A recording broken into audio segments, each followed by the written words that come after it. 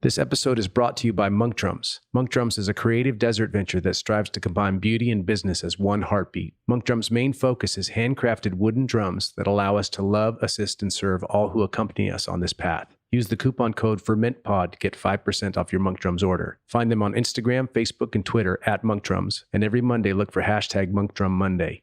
Speaking from personal experience, Monk Drums are wonderfully crafted and they sound amazing. They blend the best traits of both the djembe and the cajon, and I found them to be incredibly versatile in both the live and studio environment. Check them out at monkdrums.com.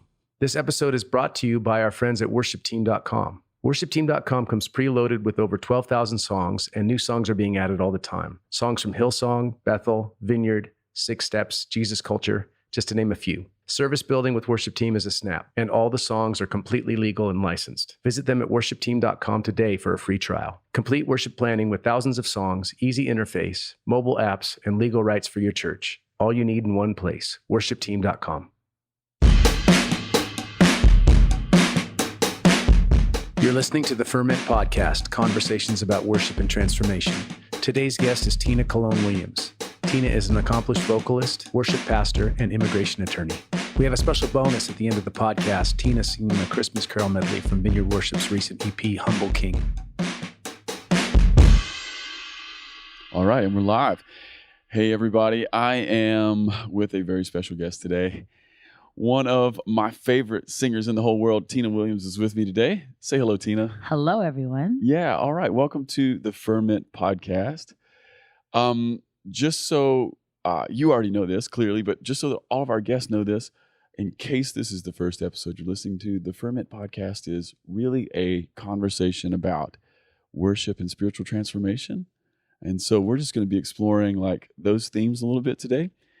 And really excited to do that with you. But before we maybe get into that, Tina, like I know you're a singer, and I think a lot of people in the Vineyard know that you are this just boss lady singer.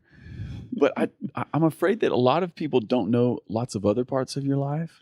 Mm-hmm. So why don't you just fill us in on like who you are, where you live, what you do, and a little bit about what's happening right now, and then we'll maybe jump off of that.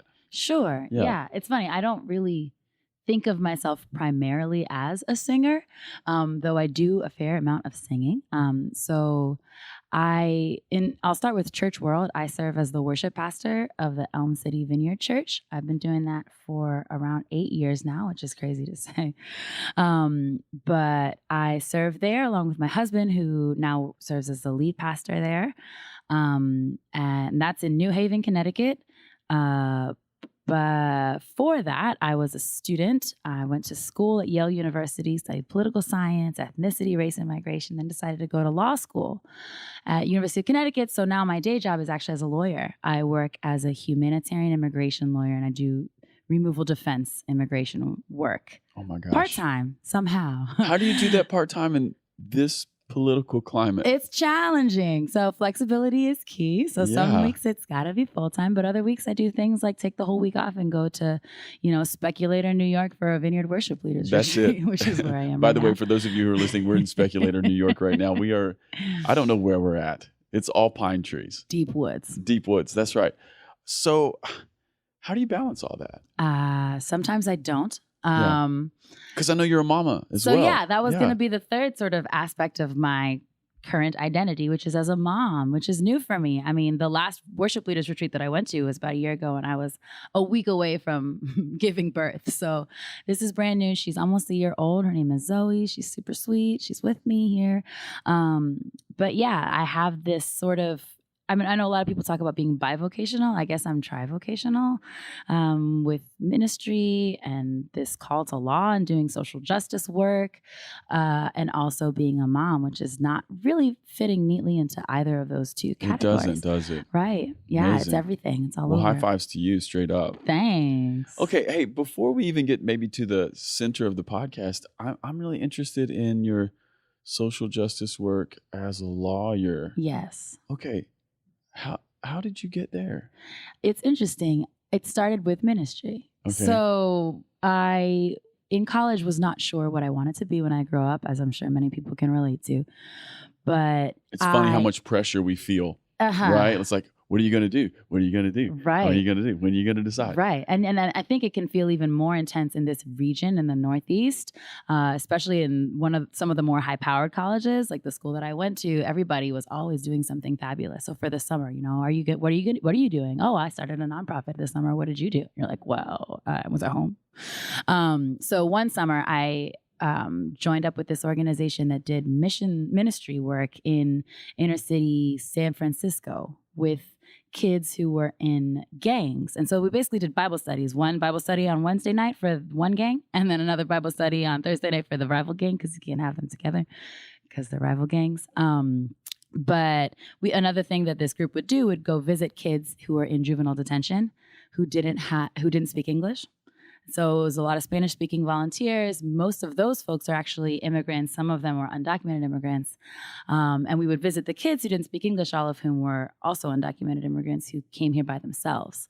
And so that was my 101 to the U.S. immigration system. And so that just got in your heart? Yeah, I heard some horror stories and saw sort of, I guess, what I saw in the context of ministry was how laws were dictating what people's experience of life and sort of shrinking what they could see and how they could live. But most of those folks didn't have people who could navigate them through it. So didn't really understand what was happening to them, even in the criminal process some of these kids were in. So talk to me about that. How was the law like pushing people in these ways? So, for example, a lot of the kids would come here and they would stay with an uncle or something like that. But they would be in school, but they would also want to work. But they wouldn't be able to work legally. They're like 17-year-old, but they don't have work authorization because they're not here. So they, fall in with a crowd that is giving them work illegally to sell drugs. And so they get involved with that. And the uncle, the uncle that they're staying with, gets sick and then they have to go to the emergency room, but they can't get healthcare because they're not able to do so. And so, and then when they violate the law, the criminal law, then they have probation and they have all these rules and regulations. And if they mess up, then they get back into the system and then they're stuck in jail. And just in all these myriad of ways, the law was dictating, their daily lived experience. And the law was making them more of a criminal. Right, unnecessarily. Right. It punishes you for the things that you've already, but then they were coming in vulnerable because of the law, because there was no way that they could come legally, given the economic, status of their family. And what was mind-blowing was that a lot of these folks went here, even though they were deep in the legal system and on all sorts of trouble, they all confirmed that being here was still much better than where they were coming from. And they were glad that they came. So seeing that, I was sort of like, wow, it seems that to even access some of these spaces, to advocate for these folks and be with them, you can't even be in the courtroom and speak on their behalf unless you have a law degree. So that's why I started to think about going to law school. And what year were you? I was a sophomore in college. So I was like 18 or 19. Yeah. Yeah. Oh my gosh. One summer. Right, one summer. And I wavered in that decision. So I applied to law school, I got in and then I withdrew. I wasn't sure if that's actually what I wanted to do. It took my sweet time, but eventually decided that, okay, this is something that I could do maybe. Yeah. And has that been rewarding? Tremendously rewarding and tremendously frustrating. Yeah. Okay. Talk to me about, let's start with frustrating part first, and then we'll go to reward. What's frustrating? So I guess comparing law to ministry, thinking of the two side by side, in ministry, you're operating out of this theology of abundance, I guess. Like you're thinking limitlessly. You're working with the kingdom of God, the powers of heaven. That's sort of the playing field. So anything is possible. You can dream big, and that's okay. It's encouraged. And that's sort of what you're walking with people through. In law, it is not so abundant. I mean, as a lawyer, you can only advocate within the bounds of what's already been done and what's already set. Mm-hmm. Precedent. Precedent, and also like the governing law. So before working in where I'm working now, I actually used to work for a judge. And as a judge, you can only apply the law that exists. You can't even argue for something that's too far afield. It's what is the law? That's what we're applying. You apply the law to the facts, the end. So as a lawyer, even if you're, on the edgiest side of the law and trying to be creative and think outside the box, you're limited by what does the law say? Yes. That's what you're enforcing. And so it's frustrating because if you're doing legal work in order to advocate for people who are oppressed or who are experiencing struggle, and you want them to find the fullness that you might find in the kingdom, but you want them to find it here and now within, materially. But the playing field you're in is just, what does the law say? Yeah. In immigration world, especially, the laws, there's not much wiggle room there. Yeah. So it's frustrating because then you go to court and you're saying, I want this person to have this, benefit or this relief from removal, but they technically don't qualify, or technically because, yes, they're persecuted and they fear death in Honduras, but not for the right reasons. They don't qualify for asylum, so they're just going to have to go back. It's just what the law says. And so there's only so much you can do. So, yeah. Yeah, it sounds like it could feel like I'm pushing a stone uphill. Sure. Yeah. And sometimes, especially these days, it feels like the stone is getting bigger. Yeah. Every day. Yeah. But at least you're with people, right? Yeah. And that's where I see the kingdom flourishing, even in this frustrating field. You're with people. Is that the good stuff? I think sometimes that's the good stuff, right? Yeah. Even after someone goes to court, has a whole trial, and then because of the law is what it is, their case gets denied. And then they're facing not very many great options. Yeah. You're still with people, and you know that they didn't have to go through that alone. Yeah. And when they were telling their heartbreaking story of trauma in their home country, they had somebody with them who heard that story, who gave dignity to that story, who honored them throughout and made sure that they felt seen and not like an invisible non-person. Yeah. And that matters too. Yeah. So even in this oppressive sort of legal environment, in joining people in that journey, I think it's still sort of a way of resisting darkness, I guess. And I think it is. I mean, hope. I think you even used the word advocate a moment ago. Mm-hmm. And that's one of the words for the Holy Spirit. Right. The advocate. Exactly. You see, I think even in legal work, I've seen how the Spirit can accompany people as an advocate and also as a comforter, right? Because it's a very stressful. Anytime anyone's involved with anything legal, it's stressful, even if it's a good thing. Buying a house, it's stressful. Yeah. We've bought a few houses and it seems like we were signing it's like, do they own our soul now? All those pieces of paper. It's a lot. Yeah. That's amazing. Okay. So the frustrating part is like just the parameters of the law, the consolation is to just be with people and know that you're doing the work of the Spirit. I'm wondering also if the frustrating part is just the parameters of the law, or the law not addressing the needs maybe that are existing in our country right now. I'm wondering if you've ever thought of getting on the other side of the law and writing the law. Have you ever thought of running for office and becoming? Oh Lord, it's too stressful. Yeah, not your lane, huh? No, the closest I came was working for a judge, where my job was to help write the legal opinion. Yes. So technically, you're writing the law that becomes precedent, and that's what everybody else has to follow. Yeah. So that was as close. No, it's as close, but you still are bound by what's been done before and what can be done, and it's just really just applying the law. Okay. How many years have you been doing this now? I have been an actual grown-up person lawyer since graduating law school in 2014. But I was doing different kinds of work before. So I worked actually for a corporate law firm, which is very different than my natural expression of self. So I did litigation, doing defensive litigation for corporations, but also some immigration work, but on the business immigration side. So like if you were in a company, you need to hire a new executive from London, I would help you. And so did that for a couple of years, and I worked for a judge for a year and a half, and then I took a little break to have a baby, and now I'm doing this work only since March of 2018. Okay. I would love it if you could tell us, like, could you tell me like one great story, like from being a lawyer that's like, oh, this like was the ultimate high five moment for me. Like I knew I was in my sweet spot.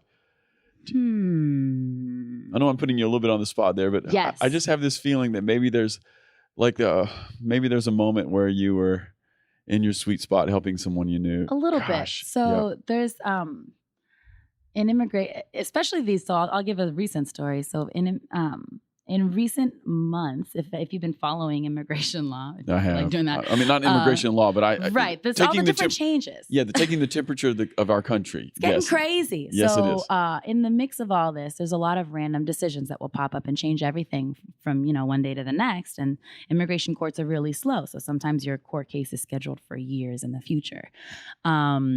And so we had one case in particular. The first task I had for my new job, one of the first tasks was to write a brief for this case that I knew from the beginning was a lost cause.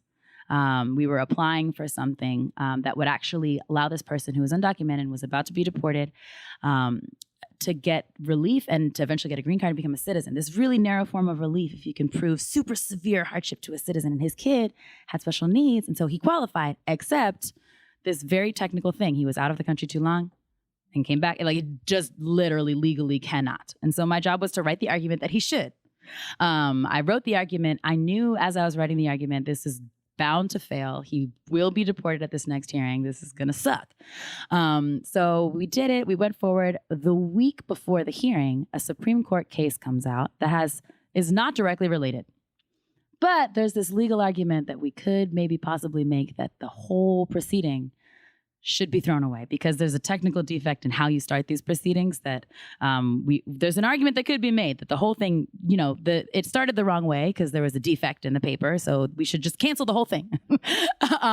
So boldly, we went to New York City and I, made my first oral argument in court for this job. And I argued, Your Honor, I think that actually, she was prepared to give a decision. I said, Your Honor, I have a quick argument to make. I think we should just terminate these removal proceedings and let them, because I think there was a Supreme Court decision. And while it's technically, not about this context, I think it could be argued that, and you could see a little smile across her face because this woman, you could see it in her eye. I mean, you're limited by the law, right? She wanted to let this guy stay. She was sympathetic. Yeah. I mean, this kid has special needs and then he's the father. Like, yes, there's no need.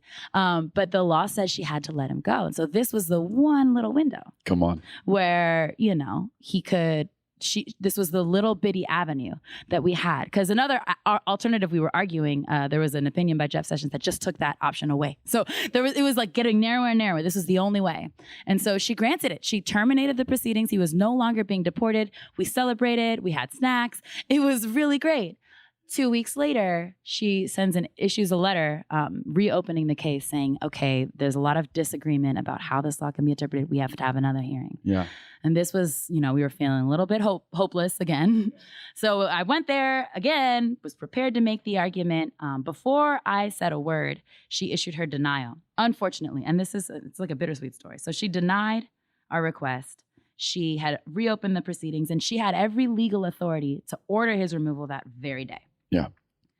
And she, in a strange turn of events, was like, all right, I'm going to give you one more hearing. Looks like the next available date, oh man, this calendar's really full. The next available date is March 2022. We'll see you in 2022. And the government is like, Your Honor, you already had the hearing. Why do we need another hearing? She's like, well, who knows what the law will be in 2022? And then we went home.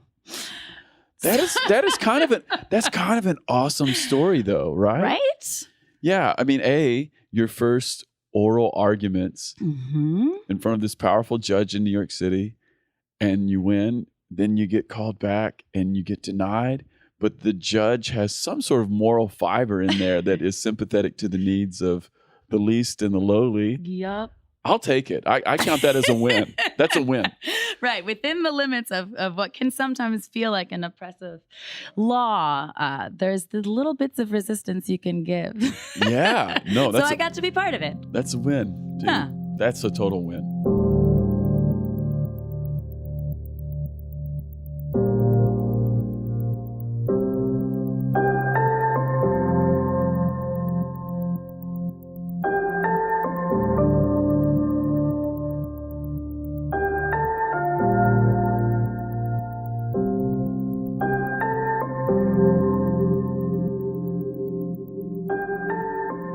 Hey, I want to maybe shift gears here a little bit now. And like I was saying at the beginning, kind of one of the main themes that runs through our podcast is the idea of spiritual transformation. That's why we call it the Ferment. And I'd be just very interested in any story that you'd like to share that is kind of in the vein of, I was this and then something happened or something got in my life and then I changed or something changed in my life. Yeah. Like, I'd love to hear a story of transformation from you. Yeah.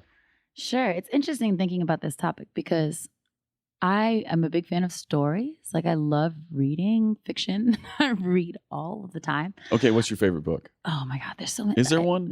There might not be. Okay. A favorite book. We'll just do that real quick as an interjection. See, even then, just recently I read a book called Homegoing. Okay. By Ya Gyasi. Yagyasi. That's just fun to say. Yeah. I think she's a Ghanaian author and she writes these stories about these different generations of two twins, one of whom was sold into slavery and one wasn't. Yeah. And she just keeps following them? Yeah, generation to generation, kid after kid, and to the present. It's a really good book. Amazing. Yeah. Okay, there you go, kids. You Quick have plug. you quick plug, and you have some reading. Some winter reading. Yeah. Oh yeah, but you're just thinking about that story, right? So thinking about, I love stories, and as someone who loves books and stories, I can really love a good dramatic story, and so part of me wants to have a really good examples of some really dramatic. From one day to the next, I'm a new person. I once was this, but now I'm this because of a one-time miracle. And I've heard so many powerful testimonies that are like that, and they just always remind me of how powerful and amazing God is. I think that sometimes in the nitty-gritty day-to-day life, transformation doesn't always feel like that, in my experience. Yeah. What comes to mind for me is actually this practice. I don't remember when I picked this up, but something that I've been doing for the past few years. Every New Year's Eve, I try and read all my journals from the year before. Yeah. So are you a journaler? I'm a big journaler. Okay. Yeah. You're a processor. I'm a processor in writing, more so than an external processor. So, but I will sit down and take the time to read through all my journals from the year before, and it's interesting. Every year that I've done this, it's an interesting process because I start reading my journals and it's very disheartening because I start reading and I'm like, wow, all the things that I found so difficult that I'm struggling with, all my sin issues from the past year are the same. I keep circling, back to the same issues. And so I start this process and I'm like, I haven't changed at all. I'm just stuck.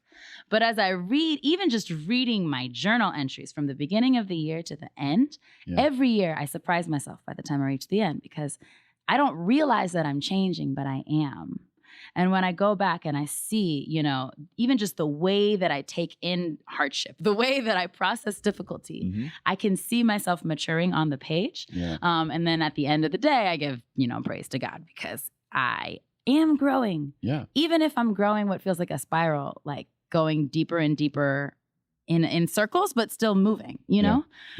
So when I think of transformation in my life, honestly, it sometimes feels like that. It feels slow and steady and imperceptible. But when you look back and then you can see how far you've come. And so, and then in that vein, there's tons of ways that I've changed over the years that, like, looking back, I'm shocked by what God has brought me through, even if it doesn't feel like a lightning bolt, miracle moment. So one thing that comes to mind is when I look back at who I was, even just a few years ago, I think of a young woman who was petrified by this feeling, like a feeling of being convinced somewhere deep down in my gut, that I am failing, like at everything that I do. Just in general? Just in general. There's just this kind of this gnawing thing that's within me that,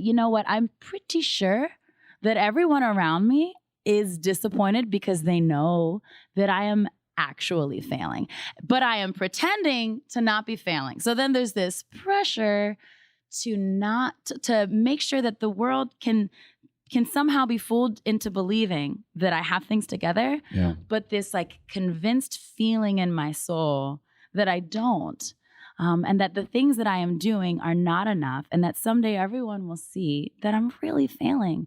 And maybe this comes from being someone who has always had a lot on her plate, even, fresh out of college, trying to be a worship pastor, but also working, and then going to law school and working and being a worship pastor, and juggling multiple worlds and juggling multiple roles can feel like, okay, yeah, this is cool. I'm doing it. This is easy breezy. But on the inside, I suck at this.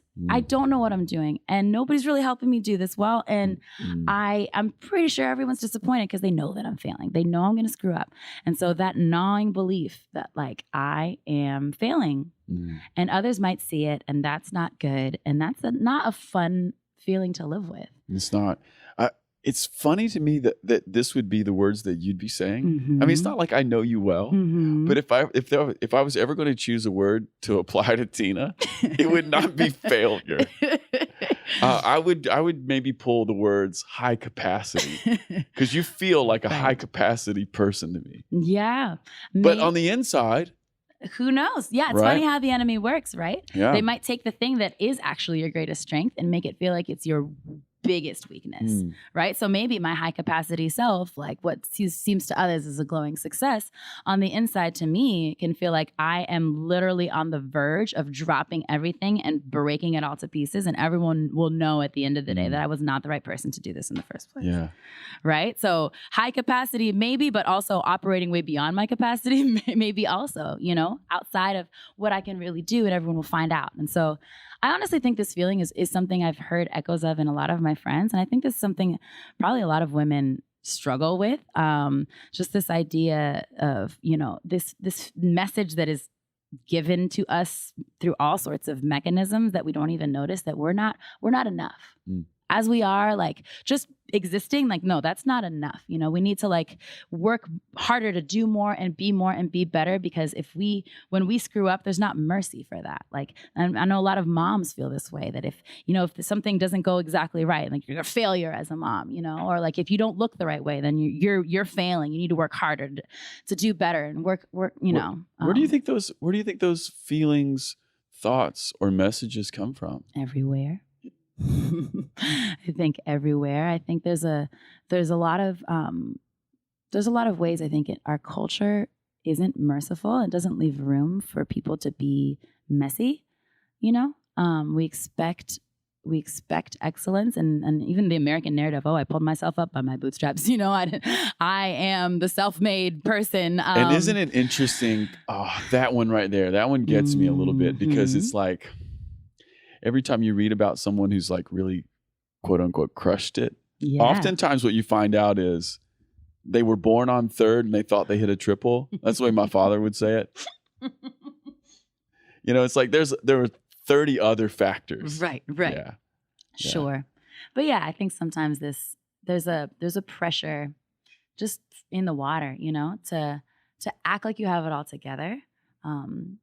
And maybe it hits heavy. I'm sure it hits heavy on everyone, I'm sure, but for women more, just because there's more things that we often are expected to juggle. Like, you got to be especially if you're a working mom, right? Like a mastermind at home, and you got to be great, you know, at what you do, and you just have to not complain too much, because otherwise you're being dramatic. And so yeah, I think there's all sorts of ways we internalize pressure, and I know that I've fallen prey to that tons of times. Yeah, and so you've read your journals though, and you're beginning to see some change. It's funny, like, and the change is not necessarily, I think the change is different than what I would have wanted. I think when I think about the stuff that I have struggled with in my life, right? Feeling this bent towards shame, like being quick to feel ashamed that I'm not doing well enough, or not doing enough, or not handling my life well enough, and surely others will find out, this idea. The fix to it that I think would be most preferable to me is that I just get better. Yeah. Right? Like, ideally. I'm sorry to laugh, but that's of course that's it, right? I don't actually want to change on the inside. Sure. I just want to get better. Just get better. Like, if I feel like a failure as a worship pastor, for example, because I'm leading all these people who are older than me and better than me and more organized than me and more present to ministry than me, because they're not doing a cajillion other things, then the solution to that is just to be a better worship pastor, right? I can just be more confident, be more mature, be more free, be more organized, be more of a like bold leader with confident words and inspiring that doesn't mess up on things. That's the solution, just to be better. So I think with the struggle I was in, it'd be great if the transformation had been in my capacity, right? To be more awesome. And then you don't struggle with guilt or failure or shame anymore, because I'm just a better, more awesome person. But I so resonate with this. I just so resonate with this, because you eventually, I mean, that's part of what it means to be a human being, right? It's human beings by nature have limited capacity. Yes. You can only be so strong, so smart, there's only 24 hours in a day. You can only work so much. Yeah. We only have so many years.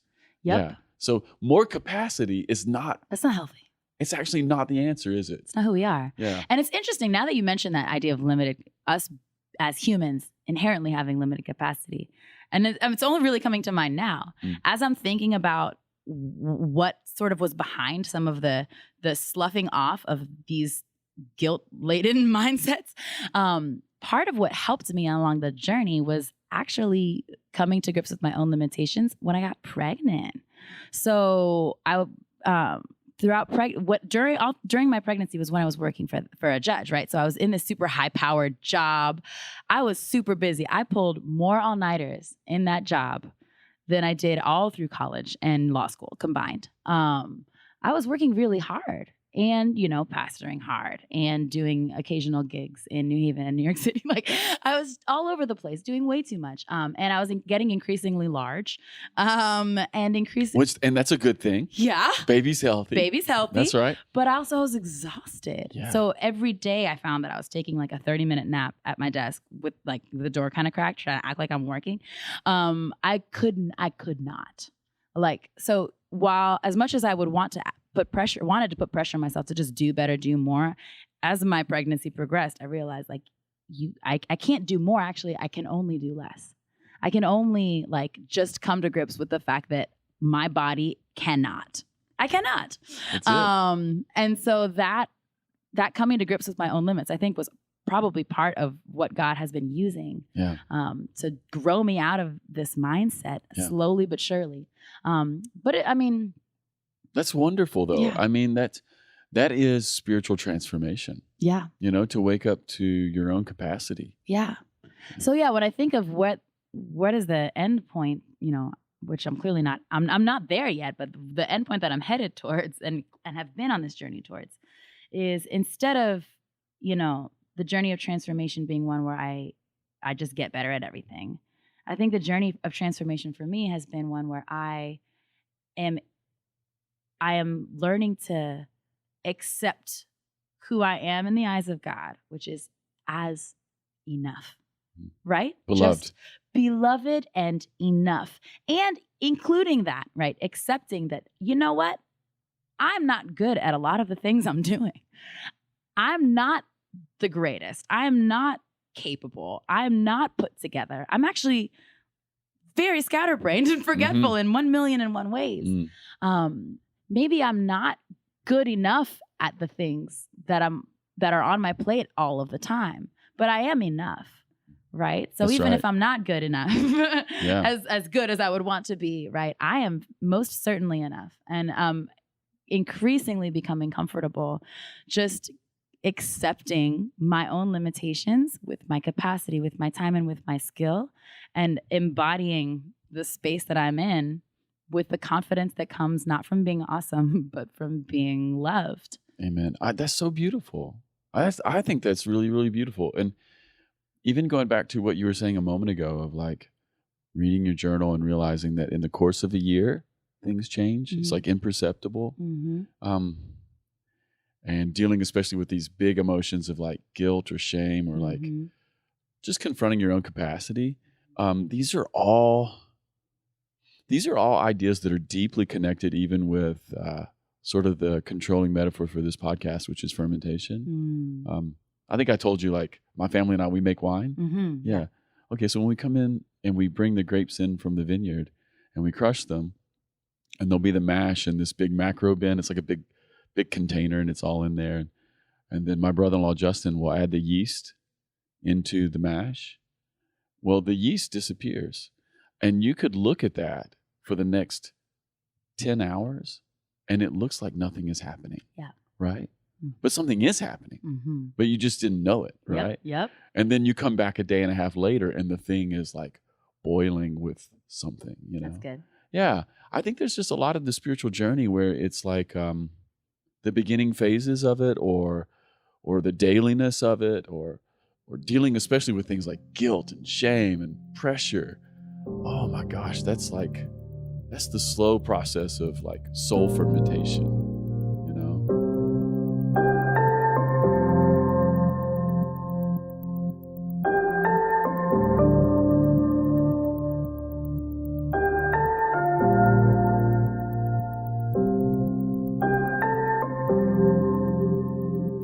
So, how are you now? Like, you're a mom, your baby's a year old, you're doing law stuff? Like, are you settling into a new rhythm? Yeah. It's funny. I was scared to have kids for a while. A little Scared. Why? bit. Well, I think part of what I thought, honestly, was that, I mean, I've always been someone who's juggled multiple balls in the air. I think because I have a multifaceted calling, right? It's to do ministry. I think that's part of what I'm called to do, but it also is there's this justice urge in me that will not be satisfied if I don't do something like in the practical side. I think that's where the law comes in for me. There's this thing with music that's a little bit different than the general call to ministry. So there's this multifaceted calling that I've had, and I've always been a busy lady. So I think I'd been thinking about children as yet another ball to juggle. How in the world do you do that? I got to drop one ball to pick up the kid ball. And like, how do I keep those in the air? And I think the process of motherhood has been a really grounding one for me, where I don't think my daughter is a ball in the air that I'm juggling. Yeah. I think there's this sort of centering and slowing of identity that I've had to step into with this sacred task of keeping a life alive and cultivating life in my home. And that has been a really like grounding one for me and really helpful in putting into perspective and order all the other things that I have going on. So technically, I currently have more going on than I ever have, right? I am more busy with more intense work to do on a day-to-day level. This immigration job is new for me. So there's more high stakes. There's like more stressful situations. You'd think it'd be a breeding ground for some of the same stuff that I've been struggling with, of feeling like I'm failing and feeling like I'm not enough and feeling unworthy. But I think it really is a testament to God's slow and steady transformative work in my heart, combined with this unique sacred stage of life that he's brought me into, that I don't feel the same despair at myself, but more I can sort of, I don't know, like there's more of a sense that I know in a more settled and deep place in my soul who I am, and who I am in relation to God, which is itty bitty tiny one little small piece in this whole thing. And so yeah, where it feels like there's chaos, or where it feels like things aren't working out, or I'm not really operating as my best self, there feels like I'm more clear on the perspective here, that I'm not the central actor of the story. So I can be a bit of a mess, and I can be a bit of a failure, and I can sit and cry and weep and not feel ashamed that that's where I am. Isn't it amazing how motherhood or the addition of children to a family, it just reorders everything else? I think so. I mean, that's been my experience too. For And sure. that's what I'm hearing in what you're saying. Yeah. It just puts in, even though, I mean, I'm working in a job right now that could very well control all of the time of my life. Like I could sit up at night thinking and worrying about everything, but there's just something magical and sacred about having a little person in your home, like a little life that you're cultivating. And it throws it all into perspective. And I know that as I've interacted, or like our paths have crossed this last year in particular, because we've been at some meetings together or whatever. This is just my opinion, but when I've seen like you and Josh and Zoe, there's been real joy.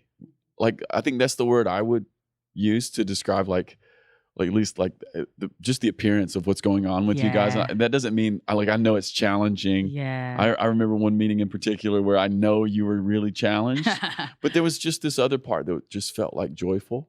I'm having so much fun. I mean, there's all sorts of ways that like this current season of life has been super wonderful and magical. I think there is something about children that draws out this wonder. I mean, you see how kids are absorbing the world through these eyes of wonder, and like everything is new and everything is magical. And like Zoe will stare at a chain link fence and be like, "This is amazing. What is this?" It's just unlimited curiosity, right? Everything is a wonder, and it's new. It's true. I mean, the world is a mess, yes, and we suck as humans, yes, but it's also wonderful. Yeah, it's not the only truth, right? Yeah, and so I think kids are helpful because they remind us of that. Amazing. Yeah. Hey, I want to maybe shift gears again here. Mhm. You and I were chatting before we turned the little podcast recorder on a few moments ago. We were just talking about you as a powerful female worship leader. And Mhm. I would just love for you to say whatever you want to say, maybe to the women worship leaders in our movement, Yeah. but not just in the Vineyard either, because there's going to be lots of non-Vineyard people who listen to Gotcha. this. And Gotcha. what would you say to women who are leading worship, maybe who are coming up or who are in a worship leading job? Like, is there a word of encouragement or something from your own history that you could just you could give that I just clearly cannot give? Sure. Yeah, it's so needed, I think. Yeah. Lady worship leaders out there everywhere. That's right. Listen to me. I think what comes to mind right now, if there's one thing I would want to say, it's that I would encourage us to not be afraid to occupy our voice.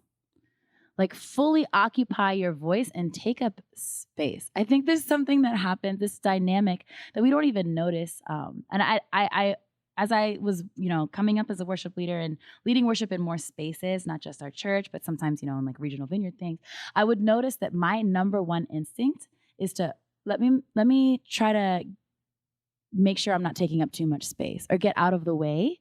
And there's this sort of question in the back of my mind that would entertain, I think, for a little too long, of, I don't know if I'm overstepping. I don't know if I'm not sure. And so in that place of uncertainty about whether I can really occupy a space or occupy my voice, would make myself smaller than I need to be. And I think this is a dynamic I see in women in various spaces that are more male dominated. Yeah. I know every movement is different. So some worship movements, the worship leaders are not mostly male. I know in Vineyard, I feel like it can feel like there's a lot more bros. Mm-hmm. We're the ones I with would the say most, we're probably a little bro-ish. probably a little bro-y, like We a are. little leans bro-y. It leans bro. And then I know in several any space of power, not just worship leading, it is a space of power. You're commanding authority over a room and telling people how to sing to God. But any spaces of power, I think, can tend to feel more male dominated. So in those spaces, it's a dynamic I've seen, whether it's in church or in like the corporate law world. Yeah, you are clearly there. The women in those spaces can make themselves a little bit smaller. And I think there's some harm that we take on when we do that, when we make ourselves smaller to try to, make sure we're not, we're getting out of the way. I think we miss out on giving all that God has put within us, the deposits that God has put within us to give. And this is something, honestly, I still struggle with this in plenty of spaces of my life, including worship leading. But I think that's been a journey God has had me on, is encouraging me to freely occupy my voice, freely like bring all of myself to a space, and then sit in and use the authority that I have. So as a worship leader, as worship leaders, we have tremendous authority in a space. And I think that God would have us not be afraid to use it, and like not be afraid to take up room, not be afraid to tell people in the room what to do, and not be afraid to occupy your voice and the distinctness of your voice. And for those who know me, I mean, multi-ethnic worship is something that I've been passionate about. It's part of my story. And I think when I think about why, I think one reason, not the only reason, but one reason is because of that conviction I think I'm starting to have more and more, that it's important to occupy the distinctness of your voice and then give it, right? So if someone's natural expression of music is, it sounds a certain kind of way, but you're like, oh, but the dominant voice feels different. So maybe I shouldn't, maybe I shouldn't sing the way that I sing, or maybe I shouldn't, lead the way that I would want to lead, but try to mold it to fit the space to make more room for whatever the dominant thing is. I think that's something women do all the time in all sorts of ways. And there's an invitation, I think, for female leaders especially, everybody, but female leaders especially, to boldly bring yourself to a space and be there and lead from who you are, knowing that you have gifts and you are, you have It's an needed. authority. Yeah. It's just needed. Yeah. Yeah. I know that when So for years at my church, Mm-hmm. Hannah Doherty Despain was the worship leader. Mm-hmm. And she still leads worship at our church, but Mm-hmm. not as often. And now there's a lot of other female leaders and stuff. Mm-hmm. And I know that so before that, I was the worship leader. And I led worship there for 9 years. And I led a lot of worship. Yeah. And then Hannah came after me. I became the lead pastor, and I hired Hannah. And I know that when she came in, just the only way I know to describe it is just female energy. Mm-hmm. Woo, is that woo-woo? I don't know. Maybe. But just female energy, the interjection of female energy, it transformed the worship culture at our church. And it got so much better. Nice. And I don't even think it was like classic female adjectives either. It wasn't even about tenderness or mercy or Just compassion. gentleness, yeah. Because Hannah's kind of like a fireball, you know? But it was female energy. Mm-hmm. And she did that thing you're talking about of like occupying your space. Yeah. So important. I've seen you do this so many times, and it's needed. It's needed. So I Yeah. deeply resonate with Good. that word. Yeah. And honestly, I'm like speaking to myself a lot because I still feel that temptation, to just like, let me just make myself small. I'm not so sure. But yeah, I think Tina, don't do that. we have a lot. Don't do that. Yeah, come on. Us lady leaders have a lot to give. Yeah, that's so true. Mhm. Okay, hey, last question. Mhm. This is the question I've been asking everyone on the podcast, Mm. and I purposely don't tell anyone beforehand. Rude. Yeah, rude. So rude. Mhm. Talk to me about a time you experienced just like overwhelming joy. And it doesn't even have to be the most joy. It could just be a time. It could be recent, or it could be like historic. It could be any moment. It could even be silly. It doesn't even have to be important. But just a time you experienced tremendous joy. So I am someone. I feel like I have a special relationship to joy. In terms of Okay. all the feelings out there, like Okay. spiritual forces. Yeah. Joy is something, I don't know. I just really resonate with the scripture that talks about like the joy of the Lord is my strength. Yeah. Like, I think joy is really helpful to me. Yeah. And I think I grab onto it in a lot of ways. And so I think, well, as much as I'm digging in my mind right now for like a really epic story. Yeah. I like deeply enjoy food. Like, No, that is you know, awesome. Yes. like Are you kidding me? the last time, like there was this one time, I really love key lime pie. I'm from Florida originally. Okay. And I really love key lime pie, and you can't find it in Connecticut. And this one time, Josh, like, I don't know where he went, but he found a key lime pie. It was a key lime pie. It was good key lime pie. In He's like, Connecticut? yeah, somewhere. And he gave it to me, and he's like, look, I got your key lime pie. Yeah. And it was overjoyed. It was amazing. And then I took a bite, Yeah. and it was so delicious. Yes. And all I could do was like sing the praises of this key lime pie because it Come was on. awesome. Come on. And I regularly feel overwhelming joy when I eat delicious things. I think that is great. You know, Come perhaps on. even more marvelous because I don't really know how to cook. So whenever other people make things and I Okay. eat it and it's so good, I'm like, God is good. He made these things. Yeah. And they are delicious. And key lime pie is like your love language. Key lime pie is like my love language. And then like Josh found one. That's a great Isn't that story. nice? No, that's a great story. I love that story. I kept thinking of all these times I'm like exclaiming the glories of food. I'm like, Yeah. those I feel really joyful when I eat delicious things. Yeah. I'll just wrap with this. A few weeks ago, Heather and I were in Maine, and we accidentally went into this little restaurant, Mhm. and we sat down and we thought, we'll just have a drink and an appetizer. We're not very hungry. And they brought us our drinks and an app, and the little bartender guy quickly discerned that we were really enjoying ourselves. And so he brought out free dishes from the kitchen. What? Yeah, he's like, from the chef, and he puts them out, and it was like exquisite, That's awesome. And then all of a sudden, Heather and I we realized that we're in this moment. It's like a Holy Spirit Jesus bubble Mhm. of like the affections and joy of God or whatever. Mhm. And we are laughing and at the same time like coming into contact with our own tenderness. Yeah. But the context was food. There you go. So I'm a believer. Yeah. All It's a right. place people come together over food. That's right. It's enjoyable. Come on. Yeah. Tina, let's do this again. Sure. Let's do this again.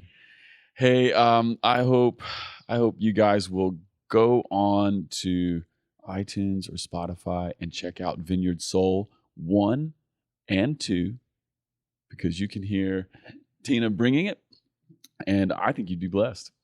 All right, let's do this again. Thanks. Bye.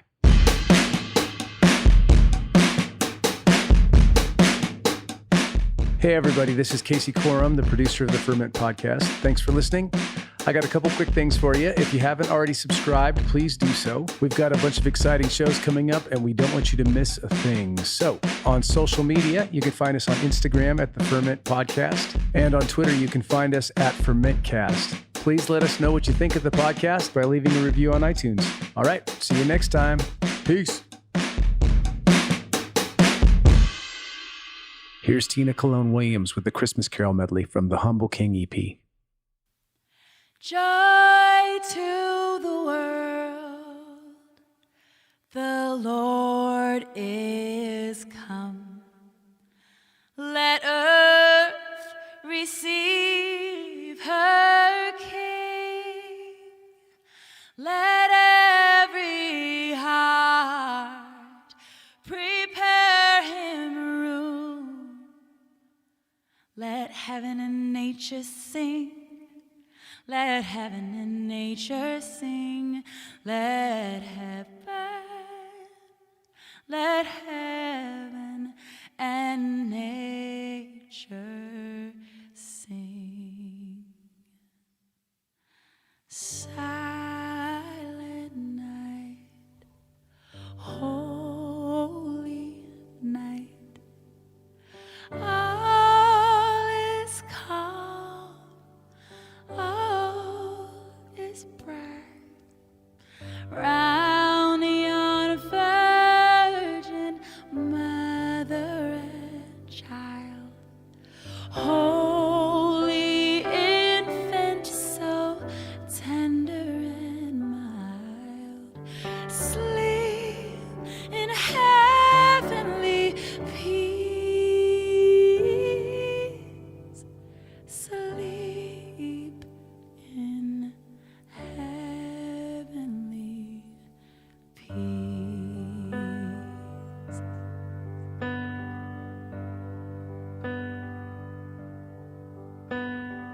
Oh, holy night, the stars are brightly shining. It is the night of our dear Savior's birth. Long lay the world in sin and error pining, till he appeared and the soul felt its worth.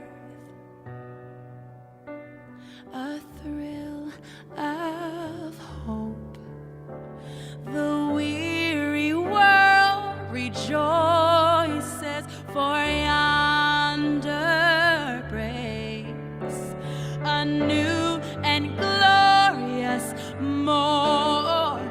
For